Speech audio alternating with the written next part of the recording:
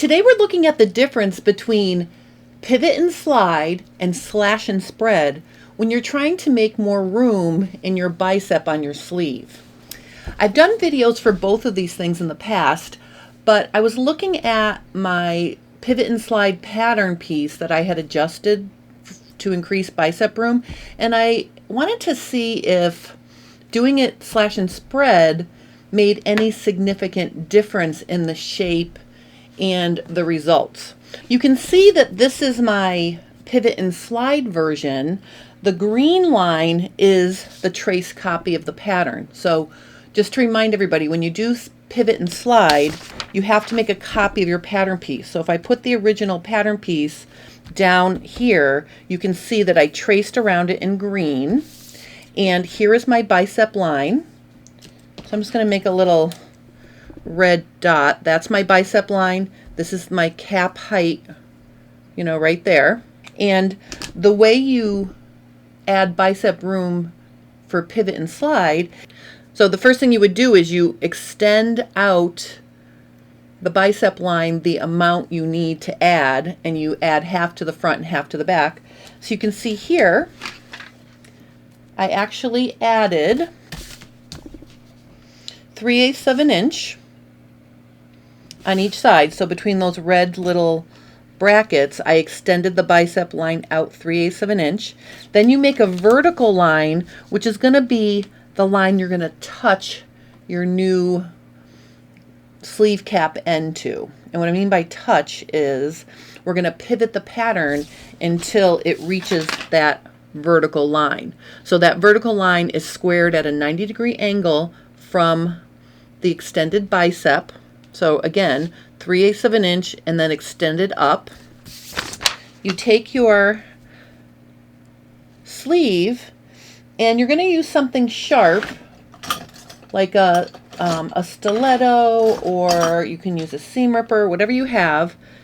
Hold it at the top of the cap and pivot up until the end of the cap touches that vertical line. Then you trace the shape of the cap. Then you pivot it the other way and you do the same thing. So you can see that I did that already. So my dark blue line is the new extended bicep, okay? And I drew the new position of the bicep. You'll notice it shortens the cap when you do this. And that's what got me thinking, gee, does the slash and spread methods shorten the cap too? And the quick answer is yes, it does. So I'm going to show you that in a minute. But I redrew my underarm seams from the new position of the ends of the cap down to the wrist to finish the pattern. So this is the pivot and slide method. And then I also did a slash and spread. And this is what the finished pattern piece looks like after I slashed and spread, and I did a like amount. So the difference is when you're doing the pivot and slide method, you're adding to the pattern on the outside edges, okay? And on the slash and spread, you're actually creating the room within the pattern and pushing things out. And if I put my original pattern back on here, just so you can see, you can kind of see what ends up happening, all the extra that you have. You can see that around the pattern. And you've got these weird little pointy things because what I did was I swung the lower part of the sleeve back to the original wrist width. Let me just quickly show you how to do this method one more time, because I want to talk about a few things that you can do to make it less wonky up here, okay? So I'm going to take a sleeve pattern and I'm just going to draw a few lines on it to show us where we're going to be moving things around. So I just want to make a note of my original bicep line. Okay, and then I'm going to draw myself two vertical guidelines, and they're going to be perpendicular to the horizontal line, and they're going to be approximately halfway between the notch and the top of the cap. Now it doesn't need to be exact, but it needs to be one over here, and then I'm going to put one right here. Let's say we do it right there. All right, so I've got my 2 guidelines. Then I need a third guideline, and this one's going to be, if I were working on a traditional size pattern, I mean a full size pattern, I would do, 2 to 3 inches below the bicep line. I'm just going to draw myself another line like that. Then what I'm going to do is I'm going to slash 2, but not through the cap on these verticals. And if you want to draw in your seam allowances and your stitching lines, you can create your pivot right on the stitching line instead. But for this example, I'm just gonna, pivot up to the cap like this. Now you'll notice if I spread these, okay, I can spread my cap, but look what happens down here at my hem. That's crazy. So the first thing I'm going to do here is I'm just going to take pattern paper and I'm going to tuck it under the center section, and I'm going to move my side sections out of the way. And again, and if anybody does lots of pattern work and you have not tried, or if you're interested at all in trying or getting this So Tight's magnetic cutting system, it is amazing for giving you 3rd, 4th, and 5th hands when you're working on stuff, because I can hold everything with these booster magnets because I'm on a magnetic board. I love it. So I've set this up so I can now tape down the center, and I want to just tape it, not catching, not catching this side piece, right? I'm just going to put 2 pieces of tape there to hold that in place. Then I'm going to measure, but I'm going to measure on my bicep line, which is up here, the amount of the spread. And for the example I showed you, I did 3/8 of an inch. So I'm going to go ahead and close it to 3/8 of an inch here, and then I can tape that to secure it.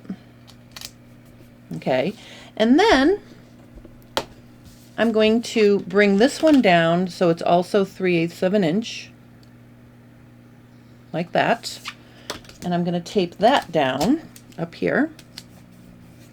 All right, so now that's the first part of adding to the bicep line is completed. Notice if I want to here, I can go ahead and straighten out my bicep line. And the next thing I'm going to do is cut these horizontal lines like this. I'm going to cut it to there, and I'm going to cut it to here. Okay. Oops. If you ever cut it all the way off like this, all you have to do is put it back together, add a little piece of Scotch tape, and then recut, and the Scotch tape will give you a stronger hinge.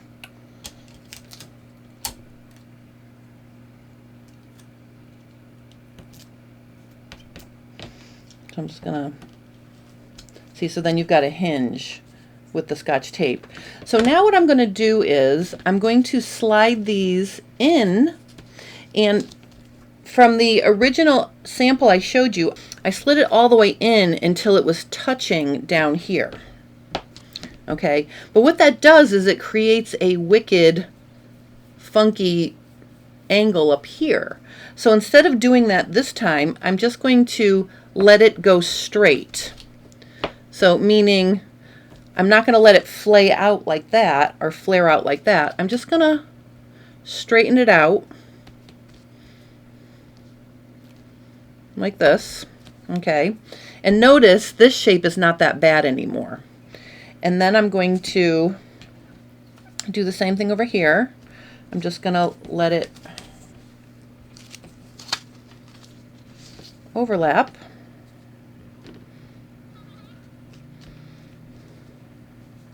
All right, I'm sorry, I'm going to pivot this in until it's straight on this side as well.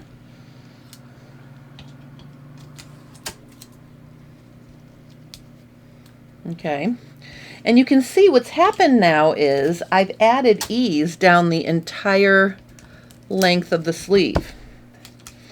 And I am not taping like I mean it.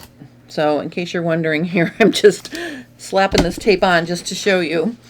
All right, so I've overlapped and I've added all this ease. Now, if you just truly need your ease up in your bicep here, right, and you don't need it down here, what you could do is you could actually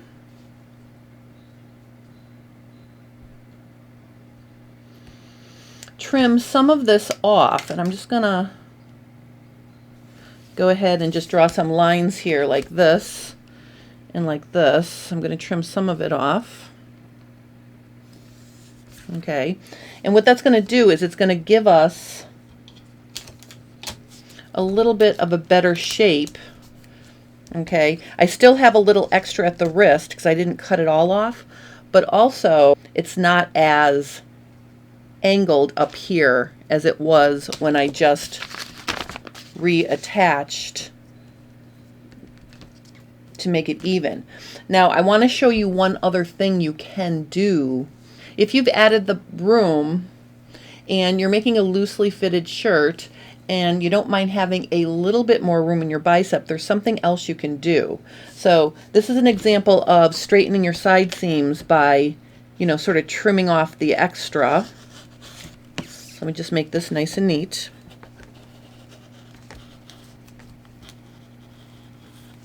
Okay, and if I put my original pattern here, and you can see we still did add, okay, it's just more of a tame shape. Now another thing you can do, and I'm going to go ahead and do it right on this one, and I'm just going to put a couple little pieces of paper here. So let's say you created the shape by making to make the wrist the same amount, so you're not adding any here, right? What you could do is you could continue the side edges of the underarm seam up like this and then extend the wing of the bicep that little bit of extra.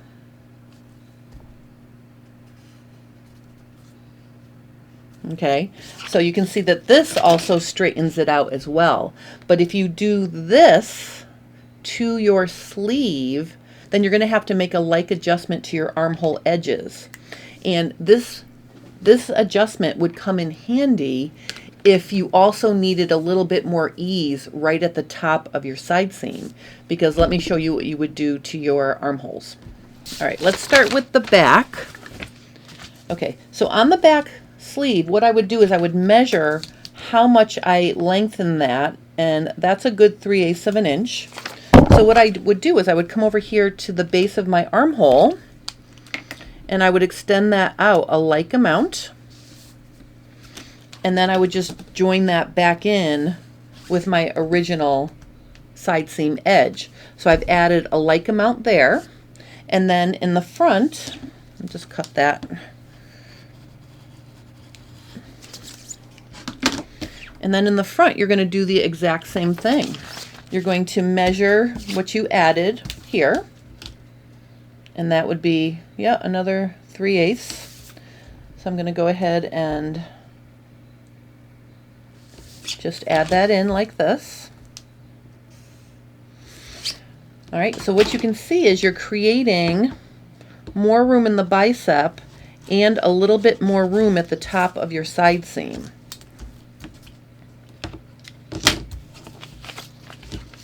Let me just tidy this up here. All right, so you can see that now we've made like adjustments, and I'll just put them both here so you can see them.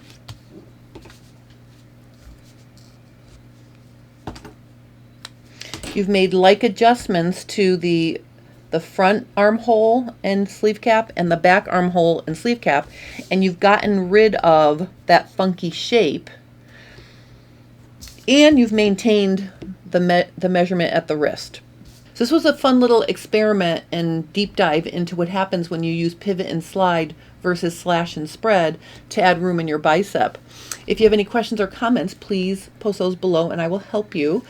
If you're enjoying my Fit Tip Tuesdays, consider liking and subscribing to my channel. It helps me grow. I want to thank everybody for hanging out with me today. Have a wonderful rest of your day and thanks for watching.